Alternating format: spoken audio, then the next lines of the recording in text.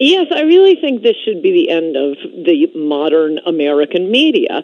As Steve Bannon said, they are the enemy of the people. We can't function in a democracy if we can't get the truth. And for 2 years, they have been feeding a steady stream of misinformation to their viewers about this Russian collusion. I watch a lot of the hostile media, i.e. the media. And it's really, it's been unbelievable without allowing, as you and I were just talking about off air, without allowing a dissenting voice. You would think after the election of Donald Trump, something that none of them saw coming, and in fact hooted at the possibility to be proved so wrong. I know, let's not ever invite someone on who could explain this phenomenon to us. Let's just put on lots of never Trumpers from the right, never Trumpers from the left, and we can develop these conspiracy theories. About sometime in 2017, I remember talking to someone about this nonstop conspiracy theorizing that was going on, particularly on MSNBC and CNN, and said, I actually spoke to a lot of reporters about it, saying this is insane. You're chasing your tails. Can you ever just cover regular news? And one of them told me, I forget it, I think it was CNN, but it doesn't really matter. They're basically the same. Said, yeah, we tried covering something other than the Russia collusion conspiracy theory for a few nights, and ratings tanked. Which, okay, that's fine, but then don't bill yourself as a news organization. You guys are doing entertainment. You're happy with your 2 to 3 million viewers. I think it's very bad for democracy, but at least don't call yourself a news organization. But that has been my only interest. Obviously, you, probably your listeners, knew that this whole nonsense about, Trump being a Russian asset and all these crimes was nonsense.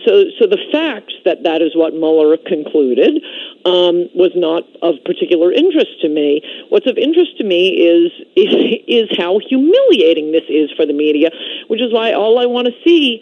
I wish Fox, if it were what it should be, all they should be doing for 2 weeks is playing clips, at least half of every TV show, of what was being said on MSNBC, CNN, ABC, NBC, CBS, about accusing Trump of Russian collusion. The craziness, just one person ginning up another. That is how you get yourself on TV. Even people who might be reasonable in their normal lives, they're just so desperate to be on TV. And what is the ticket to be on TV? Go on TV and say crazy things about Trump, and you will be invited back over and over again. Malcolm Nance, that Jill Winebanks, all the former Watergate prosecutors, the crazy things they came up with. And I just went on Nexus. The trick was, in gathering these quotes, my column, in addition to a short intro describing this behavior, it's mostly just a series of quotes over the past 2 years that have been said by prominent individuals, regular guests, security analysts and legal experts, and just the nonsense about, yes, well, we know, calling Trump a Russian asset. Of course, we have the proof now that he colluded with Russia. No, you never had any of this, but there was never anyone on your program to say, no, you don't. Well, and what's funny, I'm talking to Ann Coulter, who's the author of Resistance is Futile most recently, how the Trump-hating left lost its collective mind. Now you can add an additional chapter on the losing of the mind of the media.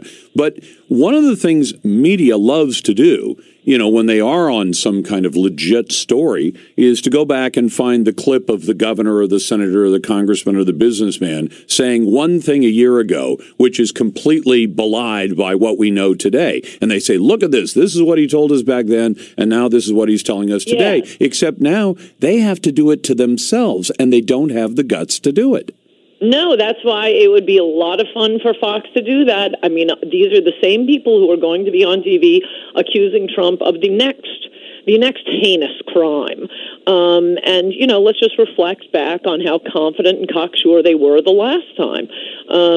These clips should be played over and over and over again. Well, and what's going to happen is I hope that some groups, and I hope conservatives, start to really take them to task heading into this next presidential election cycle by saying to them, hey, weren't you the same folks who forecast a big victory for Hillary? And weren't you the same folks who forecast that everybody was going to love Obamacare? And, 100 other things like that. And told us that Mueller was going to find Russian collusion, and there it is, and we've seen it. I mean, everything they said on a nightly basis was, I think, very briefly and entertainingly shot down in my book, Resistance is Futile, which is not entirely about the Russian collusion stuff, but I dealt with all of their main arguments. Never any response to that, although I will say there is one, I will not name names, but a prominent liberal, not an idiot, who was out hard and strong on the Russian collusion stuff, and I forced him to read my book, and I know he did read my book. I saw it dog-eared with Post-it notes all over it, and he became one of the saner ones. You didn't see him that much on TV after that because once you really think about these things, as I think Resistance is Futile does, you see what nonsense it is. I mean, now they're trying to pin their hats on, yes, but what about obstruction of justice? Yeah, there is obstruction of justice in the Jussie Smollett case.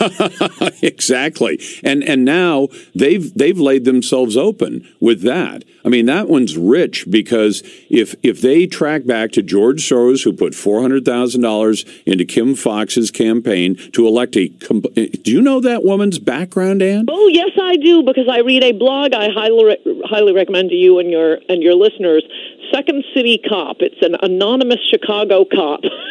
And he and his buddies post all this stuff.